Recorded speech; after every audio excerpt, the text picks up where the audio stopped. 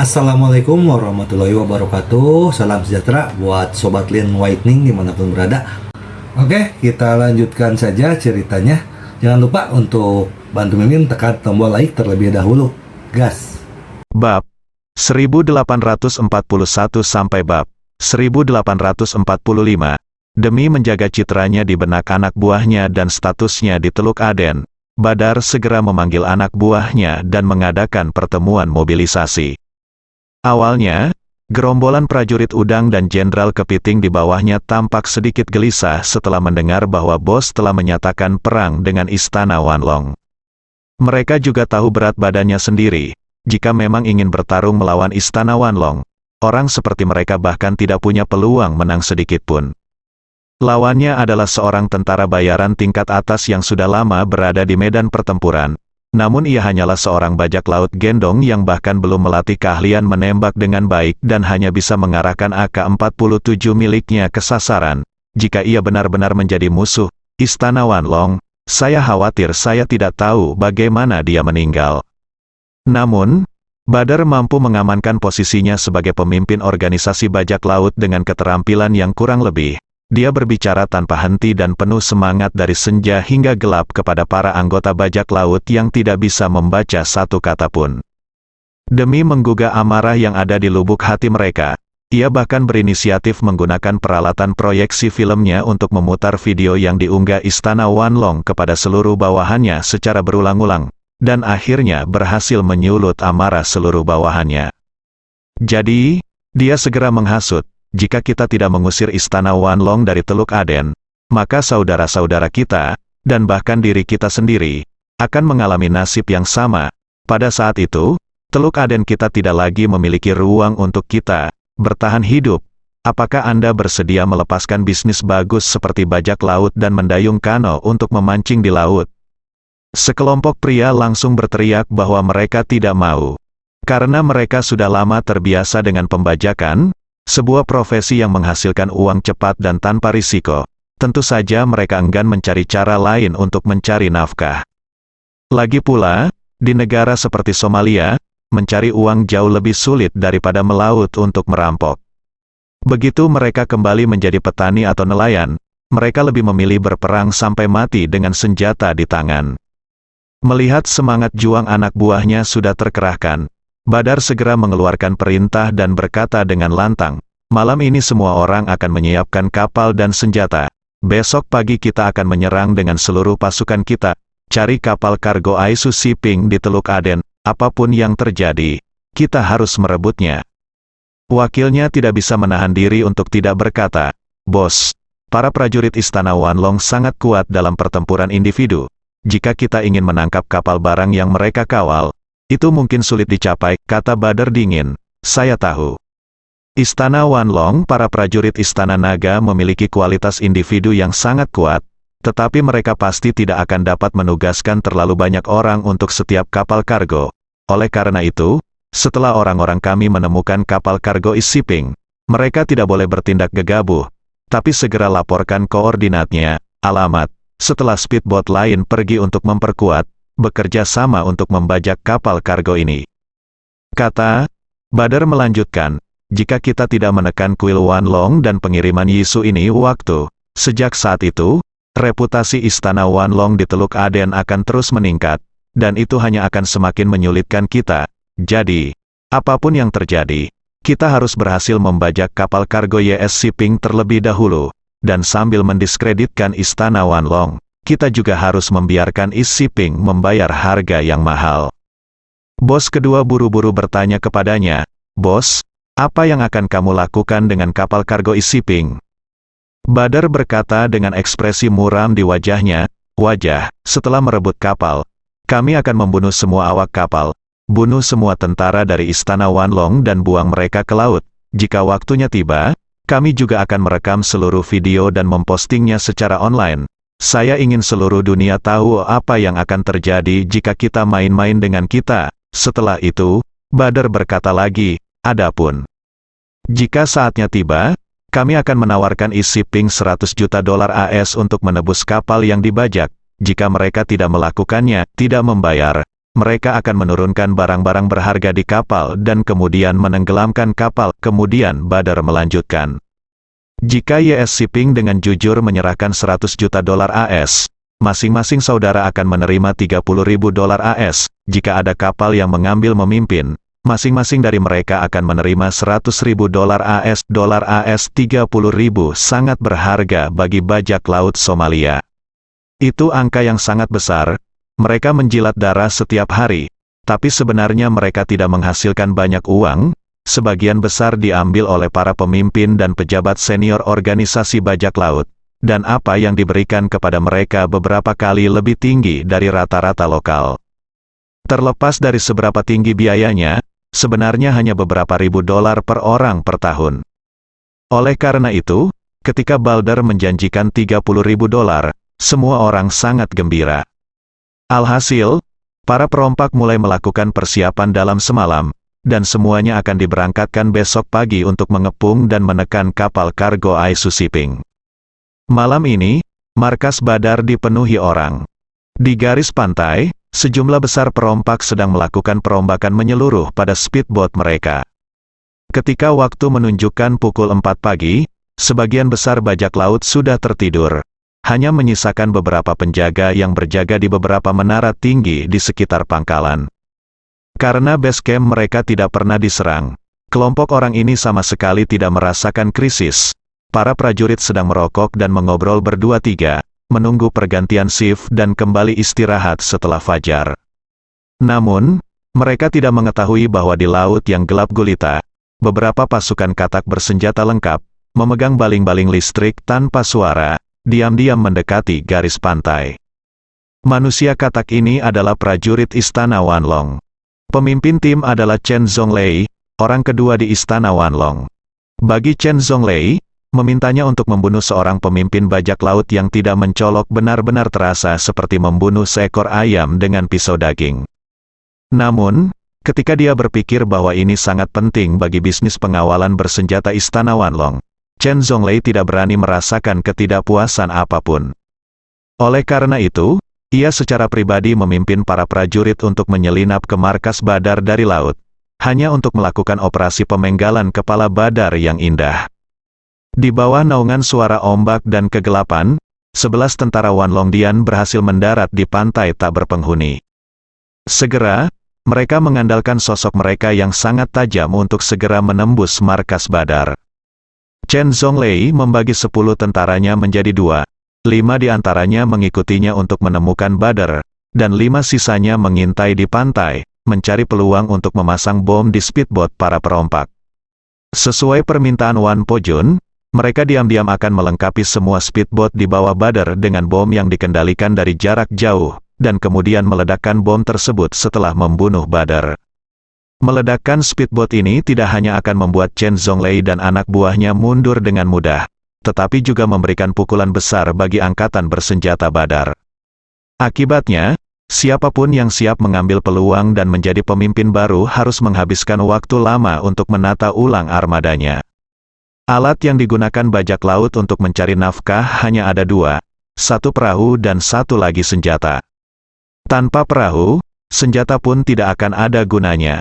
Hal ini tidak hanya akan membuat pemimpin berikutnya takut terhadap Istana Wanlong, tetapi juga menjadi peringatan bagi bajak laut lainnya, membuat seluruh organisasi bajak laut di Teluk Aden sadar akan konsekuensi dari memprovokasi Istana Wanlong. Saat ini, Badar sedang tertidur lelap di antara kedua gadis muda itu. Di tempat ini, dia adalah kaisar bumi dan menjalani kehidupan yang sangat mewah. Saat dia sedang tidur, dia tiba-tiba mendengar seseorang berbisik di telinganya. Segera setelah itu, rambutnya ditarik dengan keras dan dia ditarik keluar dari tempat tidur. Badar tanpa sadar membuka matanya dan mendapati dirinya sedang ditarik rambutnya oleh seorang pria berkulit kuning yang aneh. Ia begitu ketakutan hingga ingin berteriak, namun pihak lain segera memasukkan 2 potong celana dalam wanita ke dalam mulutnya dengan kasar, membuatnya berteriak. Tidak ada suara yang keluar. Dan orang yang menangkapnya adalah Chen Zonglei, salah satu dari 2 raja perang yang ada di Istana Wanlong.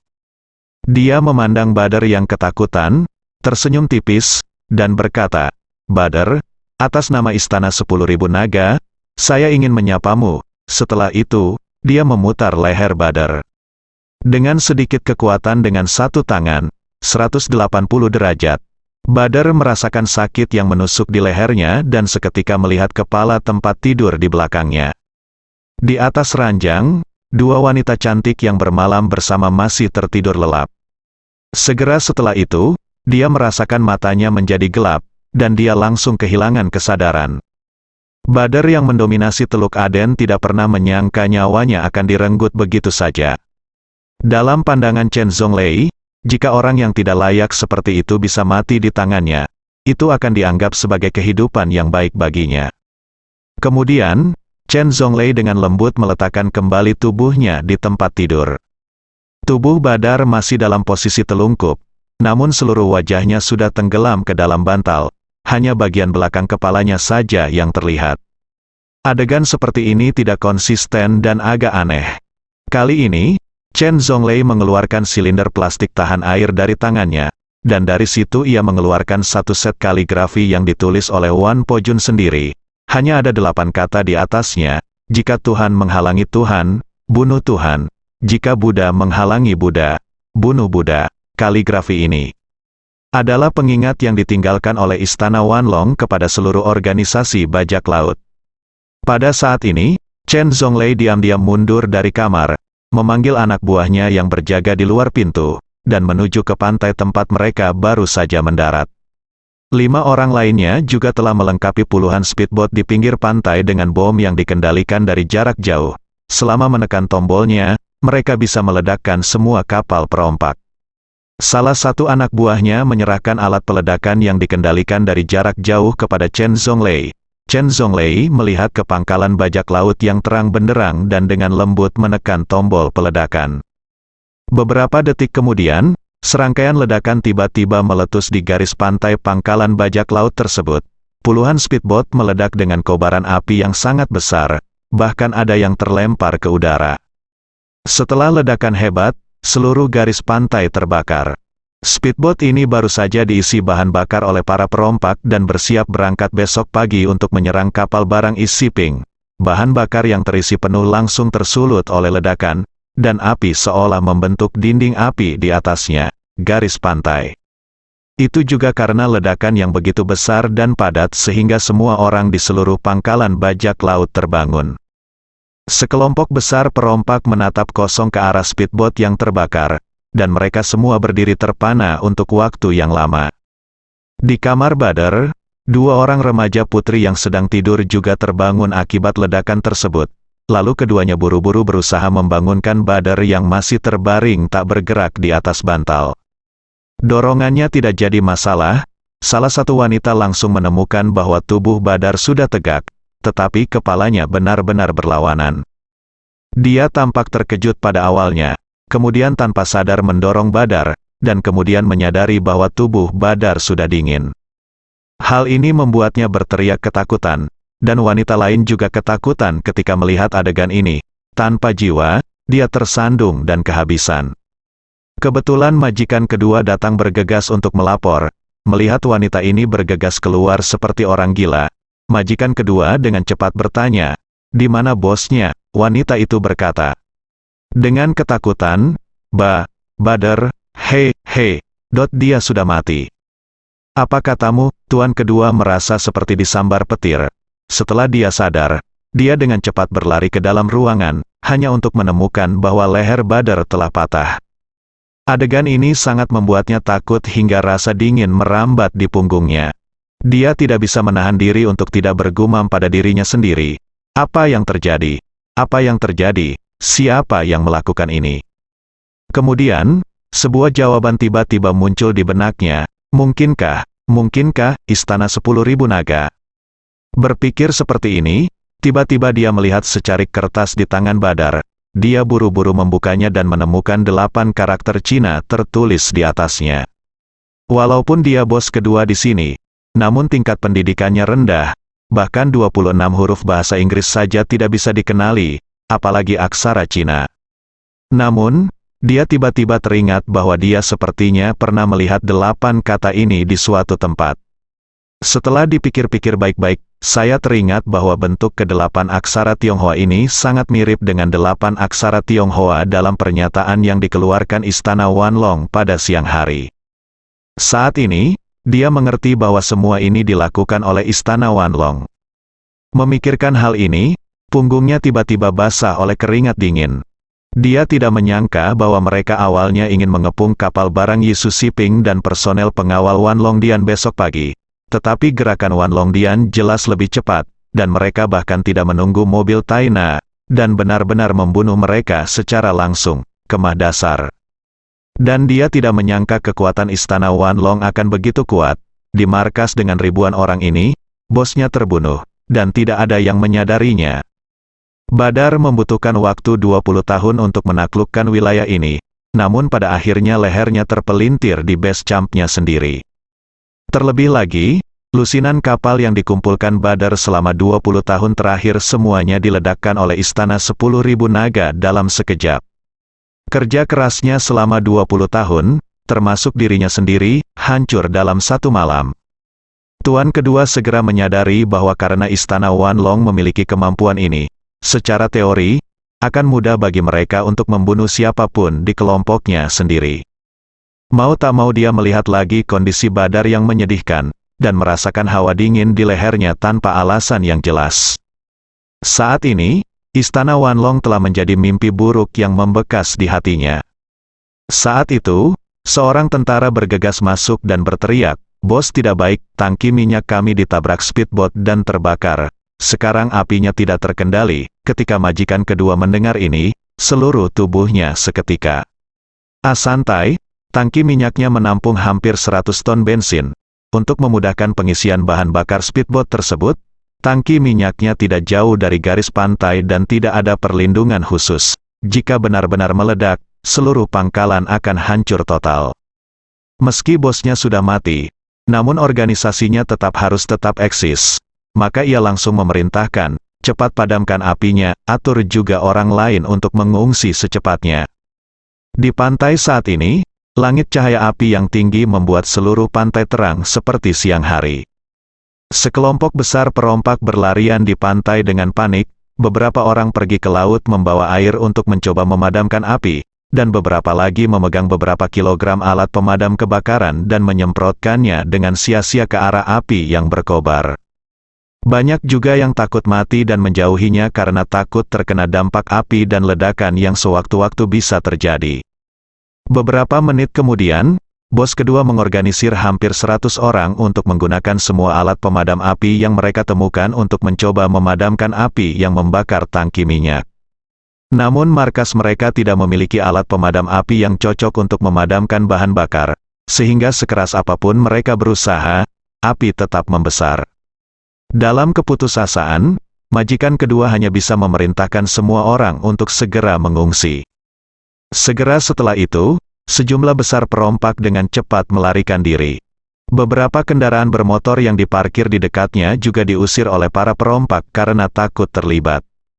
Beberapa menit kemudian, tangki minyak tiba-tiba meletus menjadi api besar dan awan jamur, diikuti oleh ledakan dahsyat yang ratusan kali lebih keras dari guntur, dan gelombang udara kuat yang dihasilkan oleh ledakan tersebut.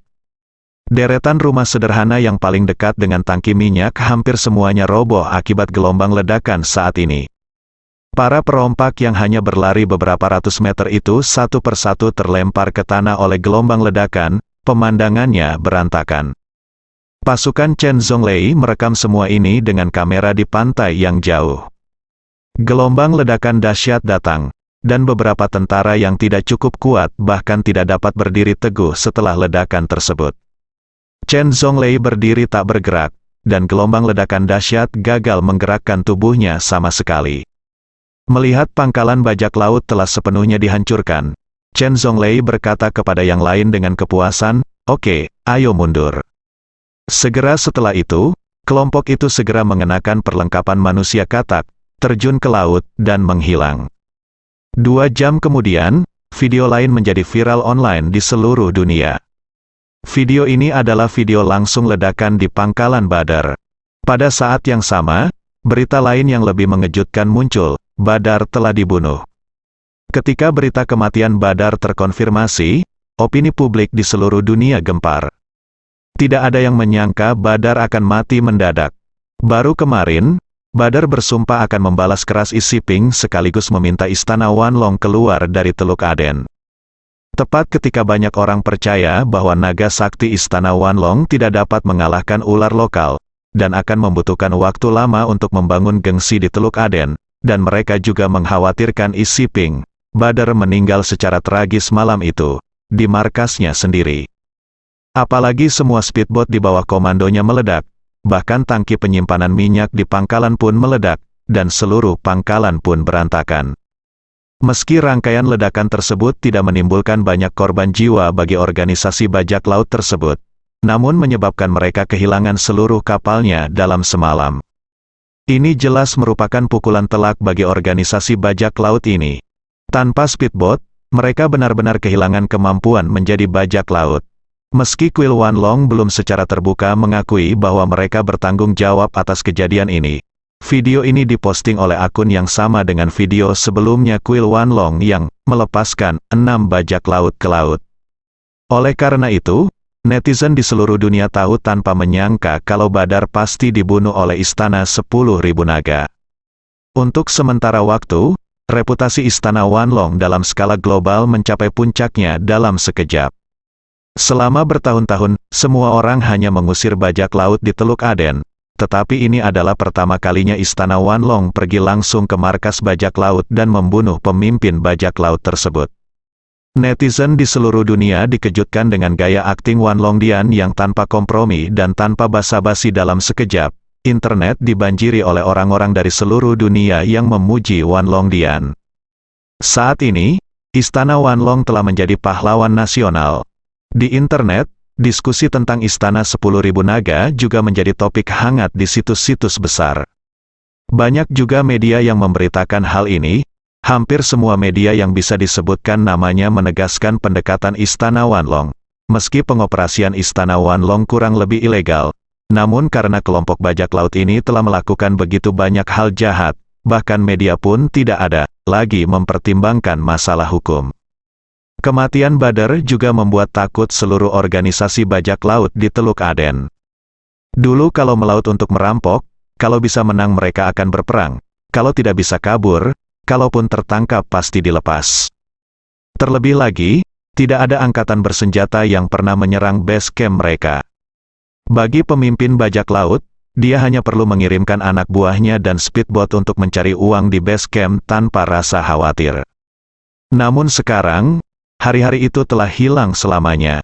Begitu Istana Wanlong memasuki Teluk Aden, mereka sepenuhnya mengubah gameplay dan aturan mereka sebelumnya. Jika tidak setuju, mereka langsung menuju base camp untuk membunuh pemimpin bajak laut, dan meledakkan semua kapal. Taktik nekat seperti ini membuat semua pemimpin bajak laut gemetar ketakutan. Semua orang khawatir suatu saat hidupnya akan berakhir di Istana Wanlong dalam tidurnya.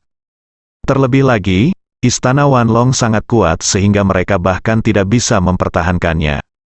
Apalagi markas Istana Wanlong tidak berada di Teluk Aden, mereka hanya bisa dikalahkan secara pasif di depan Istana Wanlong, dan tidak memiliki kekuatan untuk mengambil inisiatif. Untuk sementara waktu, seluruh organisasi bajak laut di Teluk Aden dilanda kepanikan.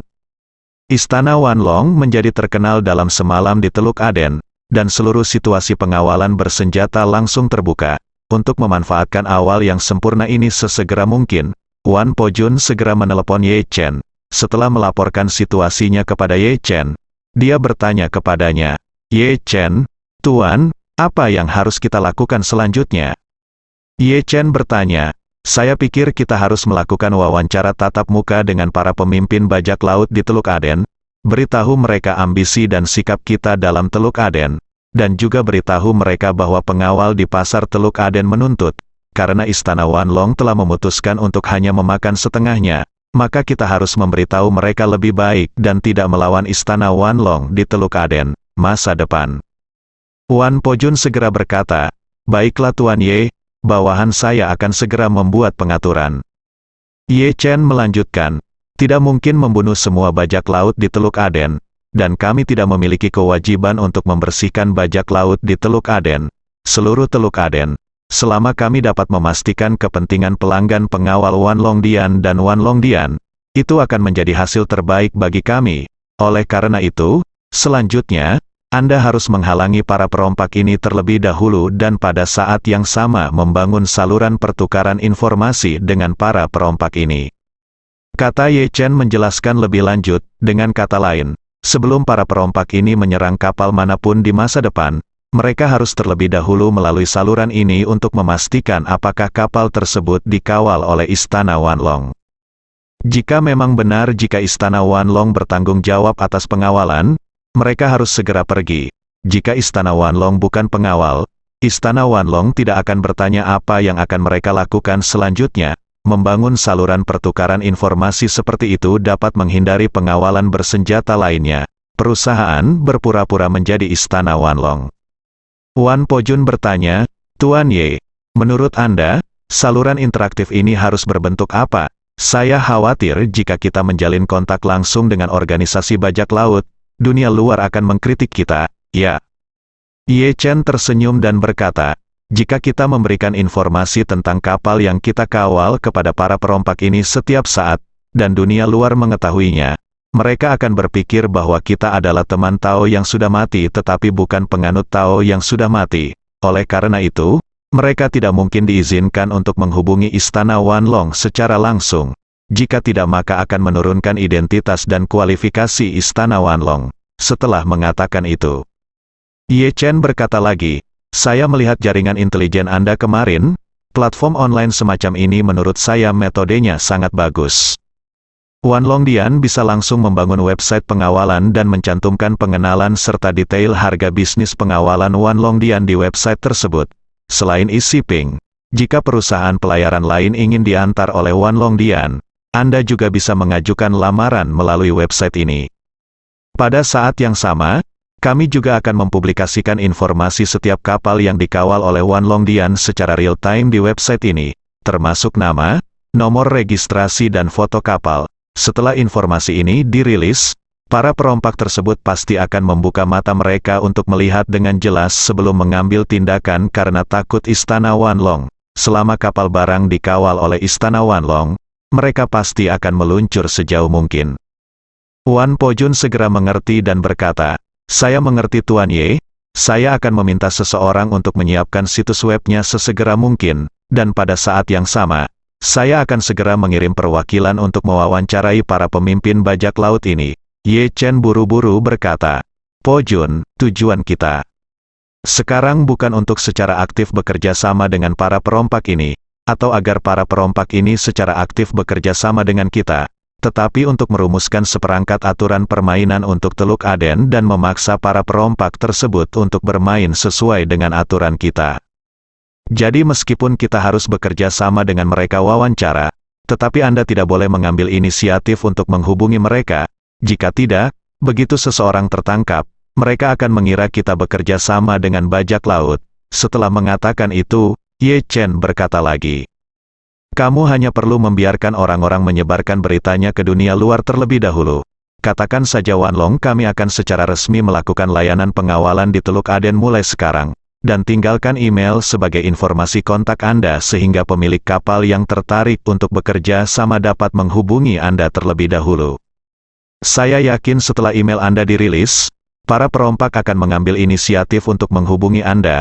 Mereka pasti bersemangat untuk berbicara dengan Istana Wanlong sekarang. Ketika Ye Chen berkata bahwa dia akan merumuskan seperangkat aturan permainan untuk Teluk Aden dan memaksa para bajak laut untuk bermain secara ketat sesuai dengan seperangkat aturan ini, Wan Pojun sepenuhnya memahami pola kerja Ye Chen. Tidaklah sulit untuk menjadi orang yang memiliki tinju paling keras di suatu wilayah. Namun orang yang memiliki tinju paling keras mungkin tidak mampu membuat semua orang melakukan apa yang diinginkannya. Jika bisa menjadi pembuat aturan di suatu daerah dan membuat setiap orang harus bertindak sesuai aturannya, suka atau tidak, maka pangkatnya jelas akan lebih tinggi. Jadi, dia segera berkata dengan hormat kepada Ye Chen, Tuan Ye, bawahan saya mengerti maksud Anda, saya akan segera membuat pengaturan. Pada saat yang sama, bajak laut lain di Teluk Aden semuanya panik dan panik sepanjang hari. Hampir semua pimpinan organisasi bajak laut memanggil semua speedboat kembali dari laut. Karena mereka takut speedboat manapun akan secara tidak sengaja memprovokasi Istana Wanlong lagi. Maka saat ini, mereka lebih memilih menghentikan semua penjarahan daripada meninggalkan bahaya yang tersembunyi. Dan ketika mereka memanggil kembali speedboat tersebut, mereka bahkan tidak berani meninggalkan speedboat tersebut di dermaga atau pantai, malah mereka menggunakan traktor untuk menyeretnya langsung ke tengah kam dan melindunginya dengan ketat, karena takut jika ada yang melakukannya. Jika tidak hati-hati, Istana Wanlong akan menangkapnya. Setelah itu, banyak pemimpin diam-diam mengadakan pertemuan rahasia untuk membahas tindakan pencegahan selanjutnya. Pada pertemuan tersebut, seseorang berkata, menurut pendapat saya, selama periode ini, semua orang tidak boleh membajak kapal dagang untuk saat ini. Jika kita secara tidak sengaja menyinggung Istana Wanlong lagi, kita akan benar-benar mengalami bencana. Seseorang menghela nafas tak berdaya. Maka kita tidak bisa hanya duduk diam dan tidak melakukan apa-apa dengan semua bawahan kita.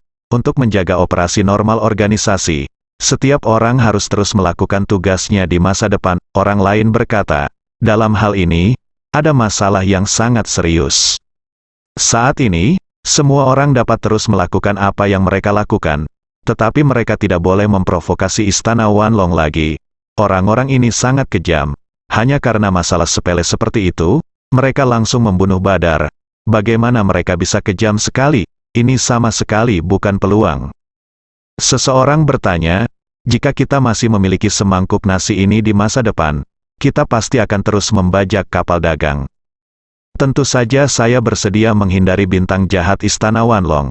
Tapi bagaimana kita bisa menghindarinya dalam operasi sebenarnya? Saya tidak bisa membiarkan anak buahku membajak sebuah kapal. Sebelum kita naik perahu, mari kita tanyakan apakah kapal itu dikawal oleh Istana Wanlong. Bagaimana jika semua orang bilang kapal itu dikawal oleh Istana Wanlong? Apa yang kita lakukan? Pria yang meratap sebelumnya mengangguk dan berkata, ini adalah masalah besar. Jika Istana Wanlong mengawal kita, apa yang kita lakukan? Kita harus menemukan cara untuk berhubungan dengan Wanlong Dian. Pertama-tama tunjukkan rasa hormat kita kepada mereka, dan kemudian cobalah untuk mencapai non-agresi perjanjian dengan mereka. Di masa depan, tidak bisakah kita tidak menyentuh kapal yang dikawal oleh Wanlong Dian? Bagaimana menurut Anda? Apa? Kata-kata pemimpin bajak laut itu segera menimbulkan persetujuan yang kuat dari semua orang. Dihadapkan pada keberadaan seperti dewa pembunuh seperti Istana Wanlong, mereka semua tahu bahwa mereka tidak mampu menyinggung perasaannya, jadi mereka semua berharap untuk mencapai kebijakan peredaan dengan Istana Wanlong. Namun, meskipun mereka telah mencapai konsensus mengenai gagasan tersebut, cara menghubungi Istana Wanlong telah menjadi masalah terbesar mereka saat ini. Lagi pula, di organisasi tentara bayaran papan atas seperti Istana Wanlong, tidak mungkin ada orang yang bisa menghubungi mereka dan menemukan orang-orang penting hanya dengan satu panggilan telepon. Dan ketika sekelompok orang ini tidak tahu harus berbuat apa, Wanlong Dian kembali mengeluarkan pengumuman, mulai saat ini, jalur pemesanan layanan pengawalan Teluk Aden Wanlong Dian resmi dibuka. Semua pemilik kapal yang ingin bekerja sama dengan Wanlong Dian dapat melakukannya. Anda dapat menghubungi kuil Wanlong melalui alamat email reservasi yang ditinggalkan oleh kuil Wanlong. Setidaknya Anda bisa mengirimkan permintaan wawancara ke Istana Wanlong melalui email ini. Jika Istana Wanlong setuju, bukankah ada ruang untuk mediasi? Oleh karena itu, banyak pemimpin bajak laut yang langsung merekomendasikan salah satu dari mereka yang memiliki tingkat pendidikan tertinggi dan memintanya untuk menghubungi Istana Wanlong melalui kotak surat ini. Sejak kotak surat diumumkan, Wan Pojun secara pribadi telah mengawasi pergerakan kotak surat tersebut. Dia tahu bahwa ide Ye Chen adalah cara yang baik untuk membunuh dua burung dengan satu batu. Hal ini tidak hanya dapat digunakan untuk melihat seberapa tertariknya perusahaan pelayaran besar terhadap pengawalan Wanlong Dian, tetapi juga dapat digunakan untuk menjalin kontak dengan para perompak tersebut. Namun, yang tidak dia duga adalah puluhan ribu email telah diterima dalam waktu kurang dari 10 menit setelah email tersebut dirilis. Email-email ini datang dari netizen di seluruh dunia yang mengungkapkan makna yang hampir sama dalam berbagai bahasa di seluruh dunia, yaitu untuk menyatakan dukungan dan terima kasih kepada kuil Wan Long atas tindakannya di Teluk Aden. Wan Po-jun tak menyangka antusiasme netizen di seluruh dunia akan begitu tinggi. Melihat email-email yang masuk dengan kecepatan yang memusingkan, ia pun segera memanggil tim yang terdiri dari puluhan orang untuk membantunya segera meninjau email-email tersebut. Selain itu, puluhan ribu surat ucapan terima kasih. Mereka menyaring lusinan email dari perusahaan pelayaran di seluruh dunia. Setelah mengidentifikasi diri mereka sendiri, semua perusahaan pelayaran ini berharap dapat menanyakan detail spesifik pengawalan Wan Longdian, terutama biaya dan model kerjasama. Wan Po-jun meminta orang-orang untuk menghitung informasi kontak perusahaan pelayaran ini, dan juga meminta mereka untuk membalasnya, memberitahu mereka bahwa Istana Wan Long akan segera meluncurkan detail harga dan model layanan pengawalan, dan akan memberitahu semua orang sesegera mungkin. Perusahaan perkapalan. 1 jam setelah pengumuman dirilis, Istana Wan Long telah menerima ratusan ribu email ucapan terima kasih. Di antaranya, ada juga email yang dikirimkan ke Istana Wan Long oleh seseorang yang mengaku sebagai pemimpin pengawal Ponlen. Dalam email tersebut, pemimpin pengawal Pontelen menyatakan rasa hormatnya yang penuh kepada Wan Longdian dan berharap mendapat kesempatan untuk mewawancarai Wan Longdian atas nama semua organisasi bajak laut di Teluk Aden. Wan Po-jun kemudian meminta seseorang untuk membalas kepadanya koordinat pulau kecil tak berpenghuni di selatan Oman, serta waktu pukul 6 sore hari itu. Pihak lain segera mengerti dan membalas surat itu lagi, menunjukkan bahwa dia akan tiba di tempat yang ditentukan tepat waktu. Selanjutnya, Wan Longdian mengirimkan seorang jenderal bintang 5 dan beberapa personel bersenjata untuk membawa helikopter dari pangkalan sementara di Oman menuju pulau tak berpenghuni tersebut. Ketika pemimpin pengawal Pontelen tiba di pulau tak berpenghuni dengan speedboat, beberapa tentara bersenjata dari Istana Wan Long sudah lama menunggu di sini. Setelah mereka memeriksa secara menyeluruh bahwa pihak lain tidak membawa peralatan audio dan video apapun, mereka membawa pihak lain ke kedalaman pulau tak berpenghuni dan bertemu dengan Jenderal Bintang 5 Istana Wan Long. Begitu mereka bertemu, pemimpin pengawal Pontelen berkata dengan sangat hormat, "Halo, Tuan, nama saya Syekh, dan saya adalah kepala pengawal Pontelen." Jenderal Bintang 5 dari Istana Wan Long berkata tanpa ekspresi, "Aku tidak peduli siapa kamu. Aku hanya ingin tahu, sebagai bajak laut, kamu sebenarnya berani mengajak kami bertemu. Apa tujuan tersembunyimu?" Syekh berkata cepat, "Istana Wan Long terkenal. Kami dan para pemimpin organisasi lain selalu sangat menghormati Wan Longdian, dan kami juga sangat menyambut Wan Longdian di Teluk Aden.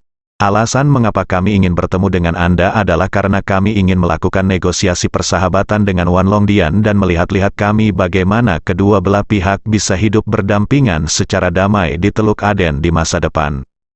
Jenderal Bintang 5 itu berkata dengan dingin, "Kami, Istana Wan Long, tidak akan bekerja sama dalam bentuk apapun dengan organisasi bajak laut seperti Anda. Anda tidak layak mendengar ini." Syekh mendengar kata-kata itu, hatiku seketika menjadi dingin. Jika Istana Wan Long bersikap seperti ini, itu akan benar-benar membuat mereka menemui jalan buntu.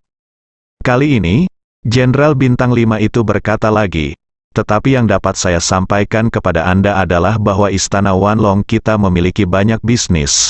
Ada banyak sekali kapal yang datang dan pergi di Teluk Aden, dan permintaan akan pengawalnya juga sangat besar. Jadi kami hanya dapat membawa 50 hingga 60% dari mereka. Selama kalian tidak menjadi musuh Istana 10.000 naga kami mulai sekarang, kami dapat melepaskanmu." Ketika Syekh mendengar ini, hatinya tiba-tiba mendidih lagi. Dia memandang Jenderal Bintang 5 dan bertanya dengan penuh semangat, "Apakah yang kamu katakan itu benar? Selama kami bukan musuh Istana Wan Long, bisakah kamu dan Istana Wan Long benar-benar melepaskan kami?" Jenderal Bintang 5 bertanya kepadanya, "Apakah menurutmu aku perlu bercanda denganmu?" Saat dia mengatakan itu, dia teringat sebuah pertanyaan yang sangat kritis dan berkata dengan cepat, "Saya ingin tahu apakah Anda dapat memberitahu kami informasi tentang kapal yang dikawal oleh Istana Wan Long di masa depan. sehingga kami dapat membuat perbedaan untuk menghindari kerusakan yang tidak disengaja. Jenderal Bintang 5 berkata dengan ekspresi jijik, apakah menurut Anda Istana Wanlong kami yang bermartabat akan menjaga komunikasi dan kontak dengan bajak laut seperti Anda? Ya, Syekh berkata dengan cepat, Istana Wanlong. Istana Naga adalah organisasi tentara bayaran terkemuka, dan tentu saja tidak pantas bergaul dengan bajak laut seperti kita. Setelah itu, dia berkata dengan canggung, tapi jika kita tidak bisa membedakan kapal mana yang dikawal oleh Istana Wanlong, itu tidak akan baik di masa depan, hindari tepat waktu. Jenderal Bintang 5 itu berkata dengan dingin, kami akan segera meluncurkan situs web untuk menempatkan semua layanan pengawal bersenjata kami di situs web, dan pada saat yang sama, kami juga akan mengungkapkan informasi pengawalan kami kepada seluruh masyarakat di situs web, informasi pengiriman. Ketika Syekh mendengar ini, dia berkata dengan penuh semangat, bagus, hebat, kami pasti akan memperhatikan situs web ini kalau begitu, buatlah perbedaan yang tegas, kami tidak akan pernah mengganggu kapal manapun yang dikawal oleh Istana Wanlong.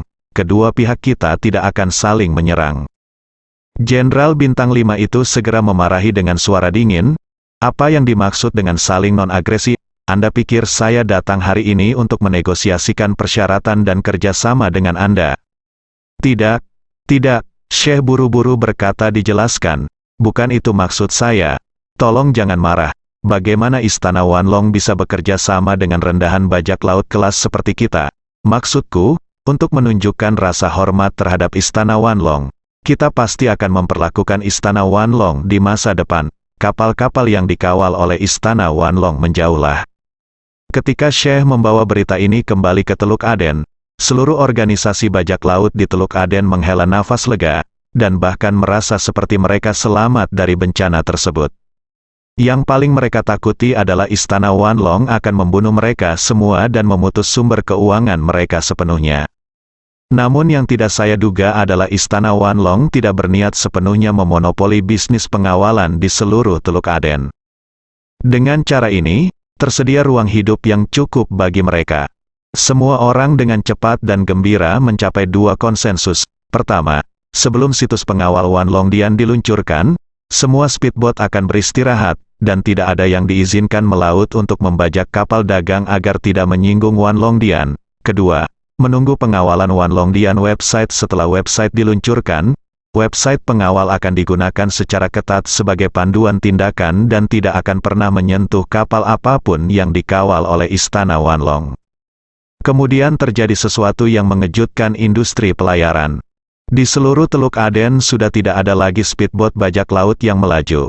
Para perompak sepertinya sudah dievakuasi secara kolektif dari tempat ini dalam sekejap.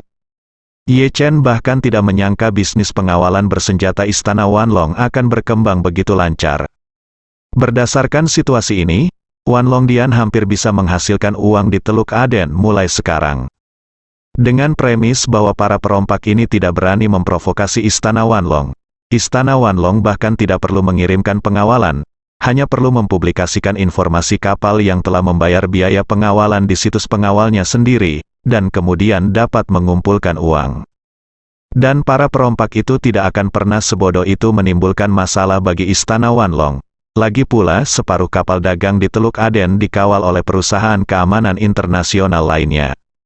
Sedangkan untuk perusahaan keamanan internasional, mereka sama sekali tidak menakutkan bagi bajak laut, karena yang lebih besar hanya memiliki beberapa ratus personel bersenjata. Tidak mungkin mereka membunuh pemimpin organisasi bajak laut kapan saja seperti Wanlongdian. Bajak laut tidak takut dari mereka sama sekali. Tentu saja, Ye Chen tidak menganjurkan agar Istana Wanlong benar-benar menghasilkan uang dengan berbaring. Karena dia telah memasuki bidang pengawalan bersenjata di ketinggian, dia tentu harus mengalahkan pandangan mentalnya. Oleh karena itu, ia tetap berpesan kepada Wan Pojun bahwa pekerjaan pengawalan tidak boleh sembarangan, dan setelah kapal kargo yang tadinya dimaksudkan untuk dijadikan pangkalan laut direnovasi, mereka akan berpatroli di Teluk Aden secara rutin, selalu mengingatkan para perompak untuk menjauh. Tapi ketika Teluk Aden untuk sementara tenang, arus bawah mulai melonjak di Jinling tempat Ye Chen berada. Dalam 2 hari terakhir, Mayo Center di Amerika Serikat terus merilis efek terapi pil Jiuxuan Zhaizhao. Ketika kondisi pasien membaik secara signifikan setiap hari, kepercayaan dunia terhadap pil Jiuxuan Zhaizhao terus meningkat. Hal ini pula yang membuat negara-negara di dunia tertarik dengan obat ini. Apalagi setelah mengetahui bahwa produksi obat ini tidak besar, banyak orang berkuasa dari seluruh dunia mulai heboh dengan obat ini. Menurut laporan Hongwu, jumlah orang asing yang tiba di Jinling dalam 2 hari terakhir ini jelas jauh lebih banyak dari biasanya. Beberapa hotel bintang 5 yang jarang penuh kini pada dasarnya sudah penuh. Bahkan istana Buckingham yang dulunya banyak tempat bisnis sepi, kini banyak dihuni orang asing. Dan sebagian besar dari orang-orang ini datang ke sini untuk Jiuxuan Zhaizhaoan. Sebagai penggagas semua ini, Ye Chen sama sekali tidak memperhatikan masalah ini saat ini. Yang benar-benar dia khawatirkan adalah lelang ramuan peremajaan yang akan segera diadakan. Terlihat dari informasi yang relevan di jaringan intelijen Wanlongdian bahwa pil peremajaan telah mempunyai pengaruh tertentu di kalangan petinggi di Eropa dan Amerika Serikat. Meskipun tidak setenar Jiuxuan Zhaizhaoan, bagi para pejabat tinggi, signifikansinya jauh lebih besar daripada Jiuxuan Zhaizhaoan. Saat ini, banyak pejabat tinggi di Eropa dan Amerika Serikat yang berusaha semaksimal mungkin untuk mencari tahu tentang pil peremajaan, tetapi karena pil peremajaan terlalu misterius bagi mereka, mereka tidak dapat menemukan petunjuk substantif sama sekali. Saat ini, Ye Chen masih mengkonfirmasi dengan Chen Zekai dan Song Wanting semua detailnya sebelum peluncuran resmi lelang pil peremajaan. Wanting Song telah menyiapkan lot lain untuk pelelangan, dan Ji Qingtang miliknya akan bertanggung jawab atas seluruh proses pelelangan. Chen Zekai juga telah mengembangkan platform pendaftaran dan verifikasi modal untuk lelang pil peremajaan. Jadwal hotel telah dipesan sepenuhnya, bahkan ruang perjamuan sudah mulai memasuki tahap renovasi. Mengenai renovasi ruang perjamuan, Ye Chen mengatakan kepadanya, "Chen tua, pada hari pelelangan dimulai, semua jendela di ruang perjamuan harus ditutup rapat, dan semua kamera pengintai dan ruang pemantauan di dalam harus diputuskan dari internet. Untuk mencegah peretas menyerang dan mencuri informasi video, selain itu, ruang pengawasan akan diserahkan ke Istana Wanlong. Semua video pengawasan harus dijaga kerahasiaannya dan tidak bocor sama sekali." Chen Zekai segera berkata, "Jangan khawatir, Tuan Muda, saya secara pribadi akan menangani bagian pekerjaan ini." Ye Chen mengangguk dan berkata, "Juga, pada saat itu, tidak ada orang luar yang diizinkan mendekati ruang perjamuan sejauh 500 meter. Semua orang yang berpartisipasi dalam pelelangan harus menjalani pemeriksaan keamanan menyeluruh sebelum masuk.